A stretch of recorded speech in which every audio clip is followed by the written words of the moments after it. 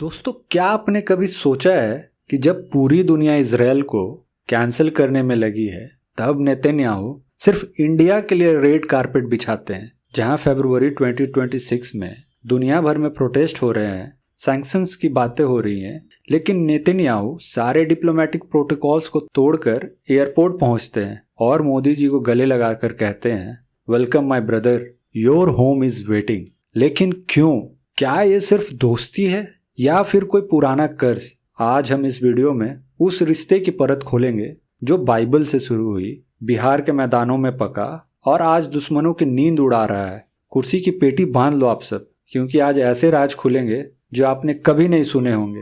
वैसे वीडियो शुरू करने से पहले एक बात जरूर कहूँगा, दैट भारत का रहने वाला हूँ, इसलिए भारत की बात सुनाता हूँ। लोग कहते हैं इजराइल 1948 में बना।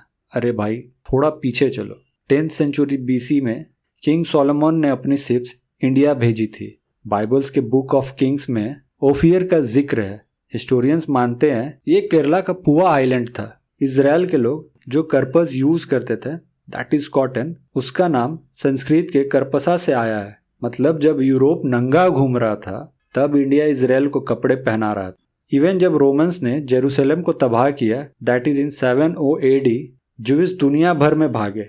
जर्मनी से लेकर रसिया तक उन्हें मारा गया, लेकिन इंडिया वही देश था जहां ज्यूइश पर एक भी पत्थर नहीं फेंके गए। इजराइल इस बात को अपनी नेशनल मेमोरी में रखता है। अब बात करते हैं अपने बिहार की। लोग पूछते हैं इंडिया की फॉरेन पॉलिसी इतनी डायनामिक कैसे है? जवाब है हमारा DNA। जब दुनिया कबीलों में लड़ रही थी, तब बिहार के किंग बिम्बिसार ने परमानेंट इंटेलिजेंस और एम्बेसडर का कॉन्सेप्ट लॉन्च किया। बिम्बिसार ने ही सबसे पहले गंधार के राजा के पास अपना राजदूत भेजा था। उन्होंने सिखाया कि तलवार चलाने से पहले दोस्ती का हाथ बढ़ाना ज्यादा बड़ा मास्टर स्ट्रोक होता है।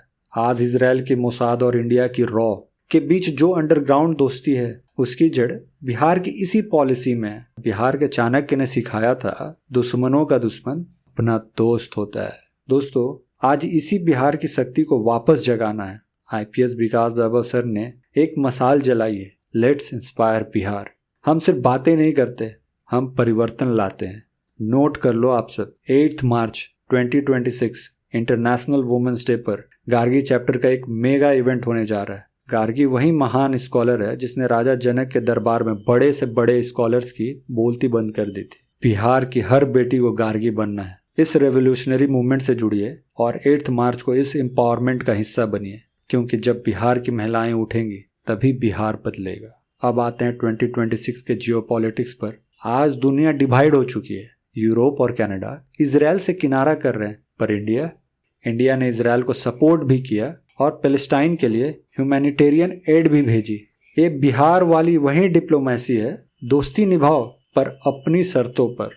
1962 के चाइना वॉर में जब हमारे पास हथियार कम थे, नेहरू जी ने इजराइल से मदद मांगी थी। हालांकि हमारे रिश्ते फॉर्मल नहीं थे, फिर भी इजराइल ने वेपन्स भेजे और उन पर इंडियन फ्लैग पेंट करके भेजा ताकि किसी को पता ना चले। जब अमेरिका ने GPS देने से मना किया, तब इजराइल ने अपने सैटेलाइट्स और सर्चर्स ड्रोन इंडिया की तरफ मोड़ दिए थे। बिना उस मदद के कारगिल की फतेह मुश्किल होती। आज इंडिया और इजराइल सिर्फ हथियार नहीं बना रहे, हम I2U2, इंडिया इजराइल और USA एंड UAE के जरिए पूरे मिडिल ईस्ट का मैप बदल रहा है। हम मिलकर AI और सेमीकंडक्टर पर काम कर रहे हैं। कंक्लूजन इसका यही है, इजराइल और इंडिया का रिश्ता इंटरेस्ट का नहीं, एहसास का है।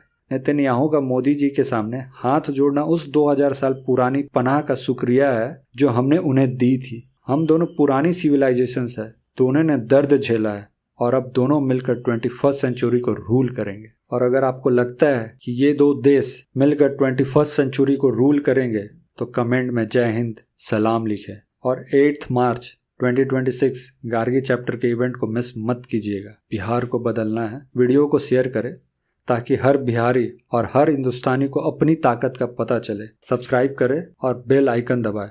मिलते हैं अगली वीडियो में। जय हिंद, जय भारत।